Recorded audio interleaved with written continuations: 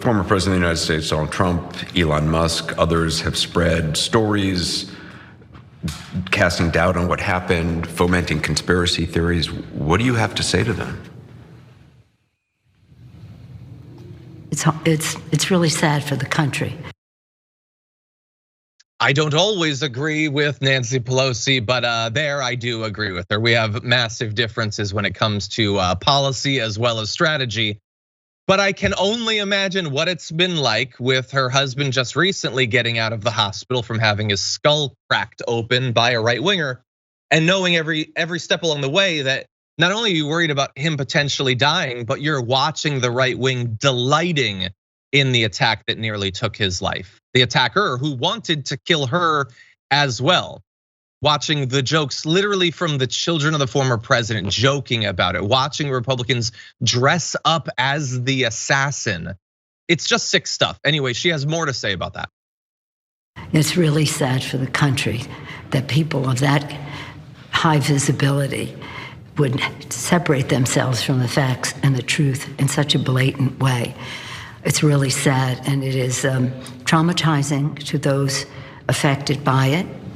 They don't care about that, obviously, but it's destructive to the unity that we want to have in our country. But I don't have anything to say to them.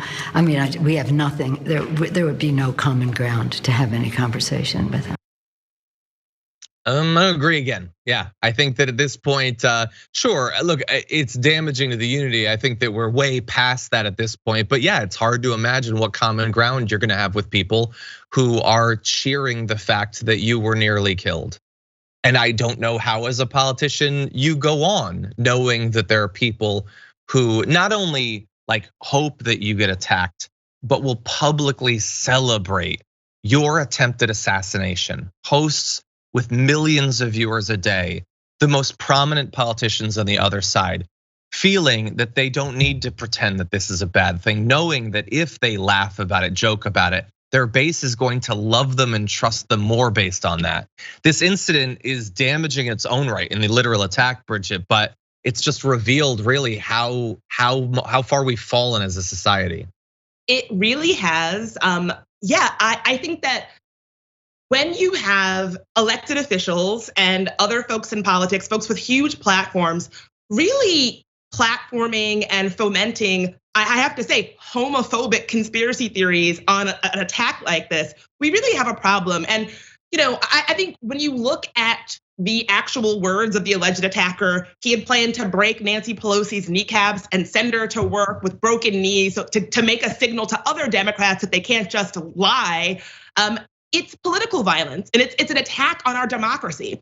If this kind of thing is tolerated, we do not have a healthy, functional democracy. This is political violence. It is meant to scare people who are elected officials out of doing their jobs. And if we are going to tolerate this and just sit while elected officials laugh about it, while folks with big platforms laugh about it, we do not have a healthy democracy. This is a symptom of democracy that is truly in peril.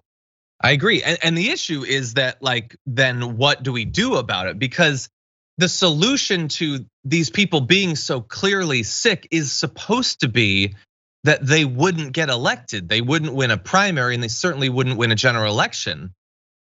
But the problem is that they're sick, they're disgusting, but their voters are just as bad in a lot of cases, or at least have been convinced that no matter how bad their politicians are, well, the other side are Satanists. So I guess I gotta go with the people joking about an 82-year-old skull being cracked open.